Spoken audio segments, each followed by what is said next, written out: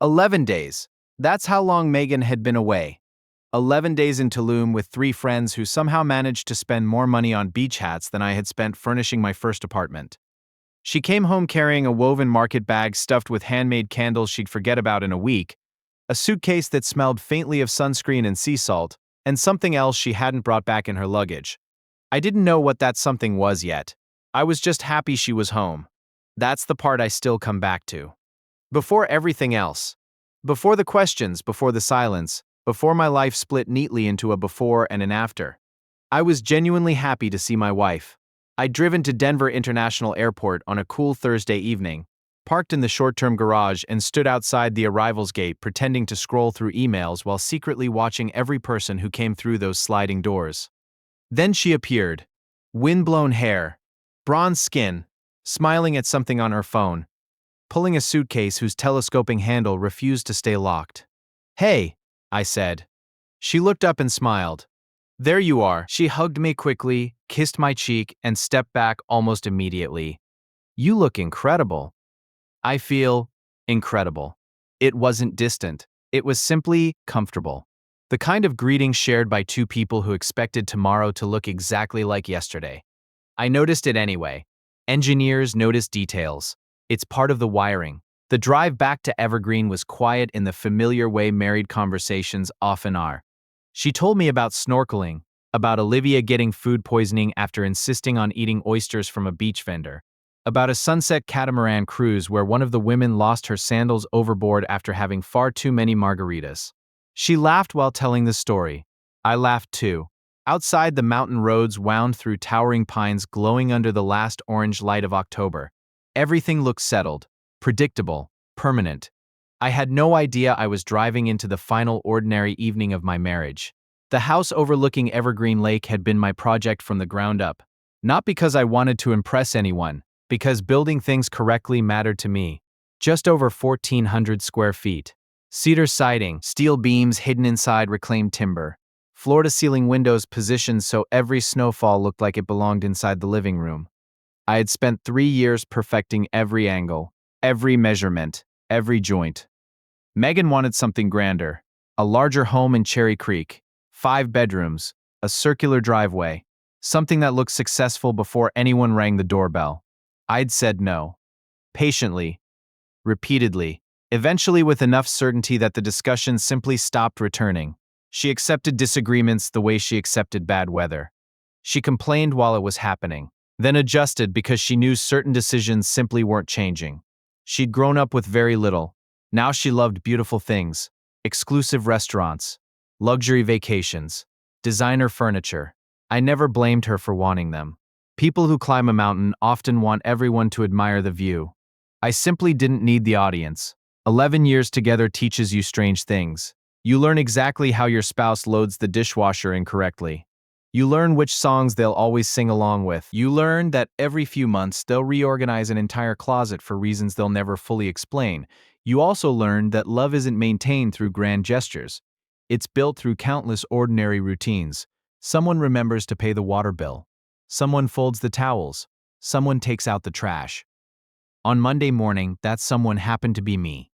Megan had left early for coffee with Olivia downtown, continuing the tradition they'd somehow protected through promotions, relocations, and pregnancies. I stayed home catching up on chores.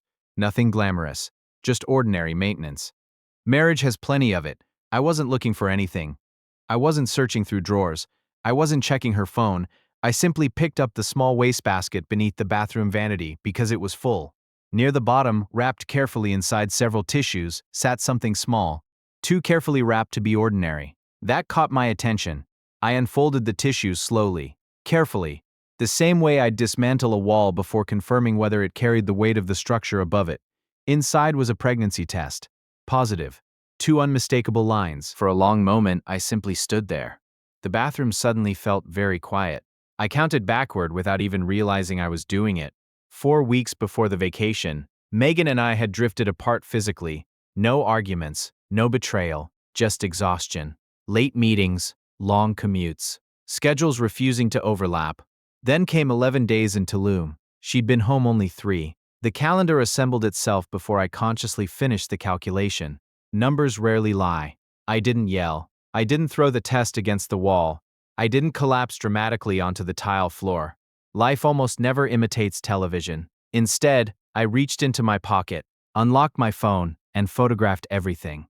The result window, the expiration date, the packaging, every angle. Documentation before emotion. Another occupational habit. Then I folded the tissues exactly as I'd found them, placed everything back into the trash beneath the other discarded items, closed the cabinet, walked downstairs, and finished folding the laundry as though nothing at all had changed, even though, by then, everything already had. I called my older sister Rachel that afternoon from a quiet overlook above Pine Valley. The trail climbed just high enough that the town below looked miniature, every neighborhood compressed into neat little squares, every problem appearing smaller than it actually was. A river cut through the valley like a silver ribbon, reflecting the late afternoon sun. Perspective is deceptive. Distance makes disasters look manageable. Rachel answered before the second ring finished. "You outdoors?" she asked. "You sound surprised." "I am. You avoid hiking like it's contagious." "I walk." "You walked one trail 3 years ago and complained about blisters for a month." "Rachel." My voice stopped her. "That's the advantage siblings have. They hear what isn't being said." "What happened?" "Not curiosity. Recognition." I told her everything. The vacation. Emily coming home. The pregnancy test hidden beneath layers of tissues in the bathroom trash. The timeline. The math. I explained it exactly the way I'd explain a structural failure to a client. No dramatics. No assumptions. Just facts arranged in the order they existed. When I finished, neither of us spoke for several seconds. Finally, she asked, "You're certain?" "I'm a structural engineer." "I know. I calculate loads before people trust me with buildings." Another silence. "Do you know who?" "I think I do." "You don't sound convinced." "I'm convinced." "Then why won't you say his name?" "Because names change things. Once a suspicion becomes a sentence spoken aloud, it demands action. As long as it remained inside my head, I could still collect evidence. Once I said it, there would be no pretending afterward. Rachel exhaled slowly. "You approach heartbreak like you're preparing an inspection report. Inspection reports keep bridges from collapsing." She laughed softly. Not because it was funny. Because she didn't know what else to do. Neither did I. The name I'd been refusing to say belonged to Ethan Carter. I'd met Ethan 4 years earlier at a neighborhood fundraiser. He had the effortless confidence of someone who believed every room improved the moment he entered it. He owned a successful real estate company. Expensive watches. Perfect smile. Firm handshake. Always just a little louder than everyone else. His wife, Claire, was thoughtful, intelligent, and infinitely more grounded than he deserved. Emily and Ethan had become friends through mutual circles, dinner parties, charity galas, weekend cookouts, the sort of friendships adults collect without ever remembering exactly how they started. I'd never questioned it. Not once. Looking back, that wasn't stupidity, it was trust. There's an important difference. Stupid people ignore warning signs. Trusting people explain them away. A lingering conversation, an unexpected text, a laugh that lasts one beat too long. When you love someone, your mind naturally chooses the explanation that hurts least, until it can't anymore. Tuesday morning, I called Dr. Allison Grant from my office downtown. She was an obstetrician recommended by one of the physicians I'd worked with while designing a medical office building, several years earlier.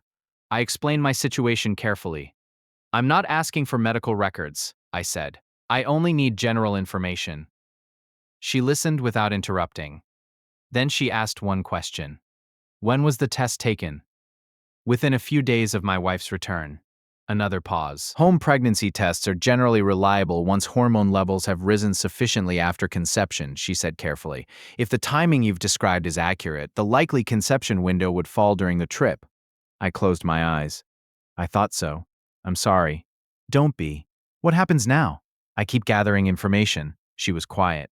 "You sound remarkably calm." "I'm postponing panic until the facts are finished. I suppose everyone copes differently." "I suppose they do." After we hung up, I sat motionless for several minutes, staring through my office window while traffic moved several stories below.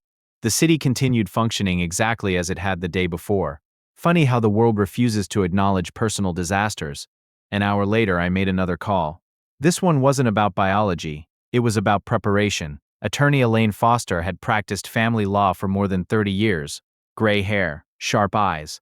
No motivational slogans, No decorative fountains, just shelves filled with case files and decades of experience. She answered herself, Daniel, I need to schedule a meeting. A pause. Personal? Unfortunately. How serious? I'm trying to determine whether my marriage has a crack in the foundation or whether the foundation itself was poured incorrectly. I'll make time. When? Thursday. 8? 8. Bring every document you think matters. I will. Her voice softened just enough to notice, I'm sorry you're calling me for this. So am I. Thursday. 8 o'clock. I hung up, returned to the project spread across my desk, opened architectural drawings, reviewed specifications, answered emails. Buildings still needed designing. Deadlines still existed. Clients still expected answers. Life has remarkably little respect for private grief. Over the next several days, I kept replaying the same thought. Engineers spend their careers studying failures, a cracked beam, an uneven foundation, water finding the smallest weakness until the entire structure begins to shift. Most people only notice the collapse. We notice the first hairline fracture. The difficult part isn't identifying the damage. It's accepting that it exists. Wednesday morning, Emily made breakfast. She chatted about Claire's plans to renovate their kitchen. They're finally replacing those old countertops, she said while placing toast beside my eggs. Ethan found an incredible contractor. I'm sure he did. She glanced toward me for only a fraction of a second before looking back at the stove. She knew I'd never cared much for Ethan. I'd never criticized him directly. I simply never volunteered enthusiasm whenever his name came up. You should eat before it gets cold, she said. I will. I took a bite. She poured coffee into my mug. Steam drifted upward between us. Two people sharing the same kitchen, the same table, the same routine.